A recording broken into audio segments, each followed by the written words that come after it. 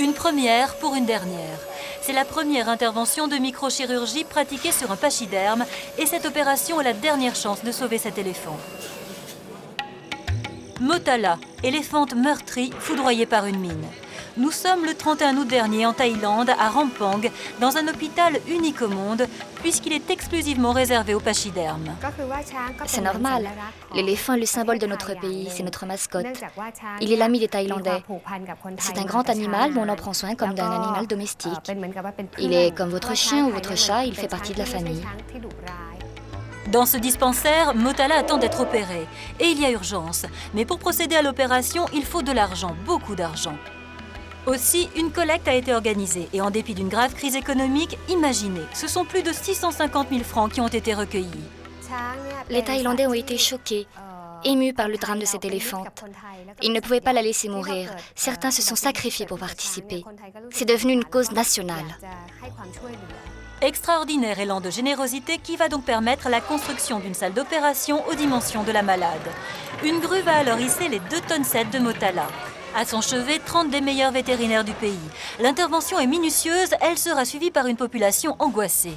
C'est ce qu'on appelle, nous, des défis de chirurgie. Le défi, en fait, c'est d'arriver à opérer cet animal et lui nettoyer la patte complètement pour pouvoir éventuellement placer une prothèse après. Si l'intervention réussit, cette intervention chirurgicale sera une première dans le monde. L'éléphant est anesthésié. La dose, de quoi assommer 70 hommes. Pour éviter l'amputation et stopper la gangrène, tous les moyens ont été déployés. Tout a dû être construit sur mesure pour cet éléphant. On voit par exemple là, ce sont des appareils qui permettent de mesurer la fréquence cardiaque, la fréquence respiratoire, la température corporelle. On voit bien sur ces images que à peu près tous les moyens techniques dédiés à l'homme pour surveiller une anesthésie sont utilisés sur cet éléphant. La plus haute technicité médicale au service de cet éléphant. Voilà ce qui l'a sauvé. L'intervention, finalement, durera plus de 3 heures. Les tissus malades ont été soignés, Motala est sauvée, même si elle a depuis une patte plus courte que l'autre. Bien évidemment, le pachyderme n'est pas encore capable de se lever et tout risque d'infection n'est pas encore écarté. Mais les vétérinaires sont confiants. Il va falloir maintenant patienter plusieurs mois avant de lui poser une prothèse. Enfin, on l'espère. La pose d'une prothèse sur un éléphant, pour l'instant, n'a jamais été décrite. C'est quelque chose qui va tenir, à mon avis, du miracle.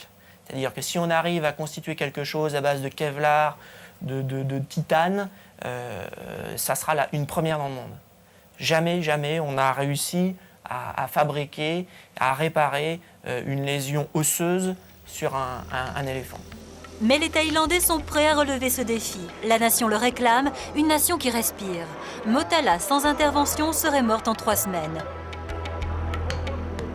Aujourd'hui, elle est d'aplomb.